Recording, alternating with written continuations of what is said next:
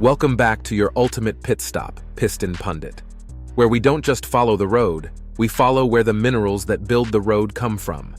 And right now, that road winds north, way north, to Greenland. In March 2025, US President Trump sent shockwaves by declaring his intent to annex the icy island.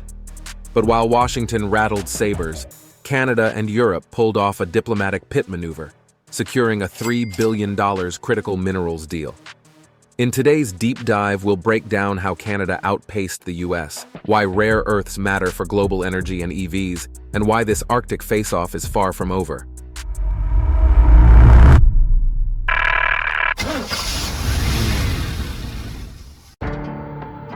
Trump's Greenland obsession revs back to life.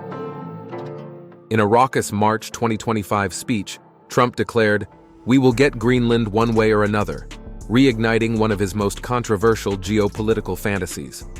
But this wasn't campaign fodder. Washington swiftly resurrected Cold War-era protocols like the Arctic Gap Identification Program and ramped up plans to modernize the North's radar belt. Officially, it was about national security. Unofficially, it was about minerals, and a lot of them. Geological surveys estimate Greenland holds 38 billion tons of rare earths, along with molybdenum, zirconium, graphite, and over 17 billion barrels of untapped oil. It's a mineral motherlode, and Trump wanted the US at the front of the line.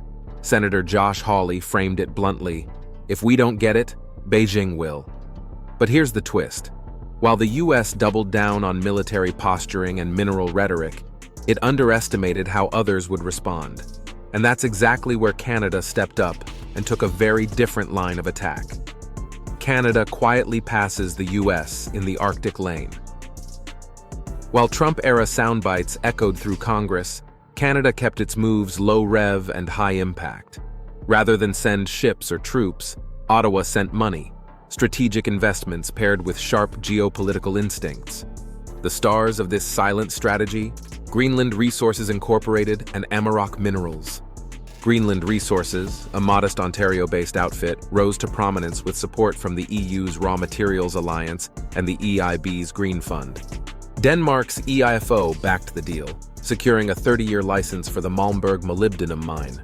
It's a game-changer, expected to supply nearly 25% of Europe's future molybdenum demand, key for EV components, powertrain alloys, and high-strength automotive steel.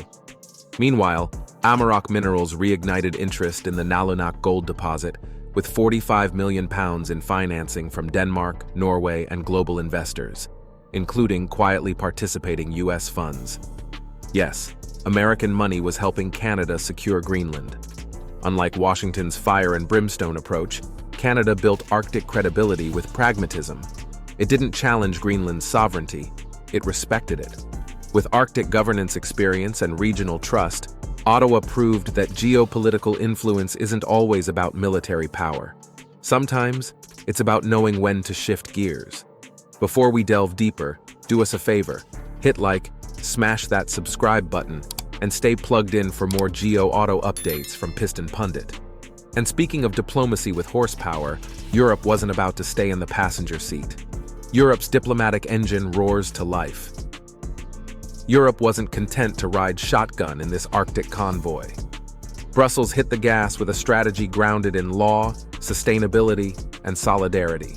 Under the EU's 2023 Critical Raw Materials Act, at least 25% of key metals must come from allied, eco-responsible sources.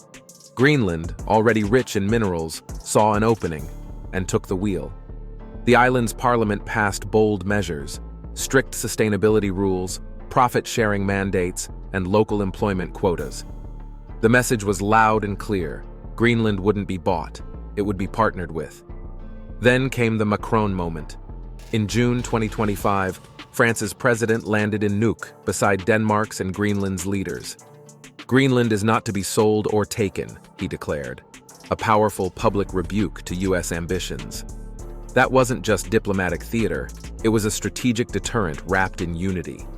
European allies, already wary of Washington's blunt tactics, warned that this kind of pressure risked cracking NATO's Arctic cohesion. Denmark doubled down, offering expanded local autonomy and port investment. Greenland had gone from being seen as a passive territory to an empowered partner, one that demanded standards, not submission. But the story isn't just political, it's deeply industrial. Let's now get under the hood of the rare earth rush. The mineral race shifts gears, rare earths and global supply chains. Greenland's real leverage isn't in its location, it's buried beneath the ice. Beyond the molybdenum and gold headlines lies the true crown jewel, rare earth elements. These minerals are essential to modern life, powering EV motors, precision missiles, wind turbines, and everything in between. The problem? China processes over 96% of the global supply. That monopoly is finally being challenged. In June 2025, the U.S. Export-Import Bank pledged $120 million to Greenland's Tanbreeze rare earth project, aiming to churn out 85,000 tons annually by 2026. Simultaneously, the EU added Greenland-based graphite operations to its new list of critical material investments, plugging the island into both EV and aerospace supply chains. Even airlines are on board. United is launching routes to Nuuk by 2026, strengthening logistics. Yet obstacles remain. Arctic conditions make refining brutally tough. But that hasn't stopped a transatlantic coalition from laying the groundwork for a secure, diversified supply chain, one that views Greenland not as a pawn, but as a production partner in the West's mineral future. So with resource chains tightening and alliances forming, what does the Arctic roadmap ahead really look like? Strategic partnerships redefine Arctic power dynamics. Greenland is no longer a frozen outpost. It's now central to a broader Arctic strategy reshaped by collaboration, not conquest. The new blueprint? The $3.1 billion Arctic Green Transition Fund, backed by Canada, the EIB, and Norway. It prioritizes local hiring quotas, profit sharing, and excludes U.S. governance entirely, a powerful symbol of shifting alliances. Canada leads with precision, aligning infrastructure and polar logistics with its broader Arctic defense initiatives. At the same time, Denmark deepens Greenland's autonomy, offering expanded policy powers and investment tools. These aren't token gestures. They're structural changes cementing Greenland's position in a cooperative geopolitical network. For the U.S., the annexation dream now collides with environmental activism, NATO red lines, and legal limitations from Alaska to Congress. Even Washington insiders are pivoting, opting for resource diplomacy over saber-rattling. Canada, playing the middle power role to perfection, aligns with EU standards, indigenous consultation, and environmental stewardship. The result? Greenland isn't being taken, it's being partnered with. The Arctic has become a proving ground for how global powers can collaborate, rather than collide, in pursuit of mineral security and climate goals. Which brings us to the final lap. What does this all mean for the future? Verdict: Greenland's Arctic pivot and the road ahead. So here's the final lap. Trump's annexation threat may have jump-started the conversation, but what followed was far more significant. Canada, Greenland, and Europe didn't just push back. They built a new framework for Arctic development rooted in partnership, sustainability, and sovereignty.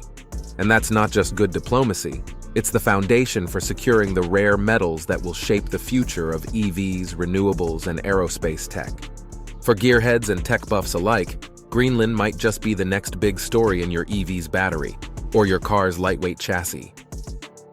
This isn't just a geopolitical twist, it's a turning point for the entire automotive ecosystem. So what do you think? Will US financing finally shift from talk to traction? Can the Canada-EU-Greenland axis hold its course against future US pressure? And how should automakers react to this Arctic awakening? Let us know in the comments.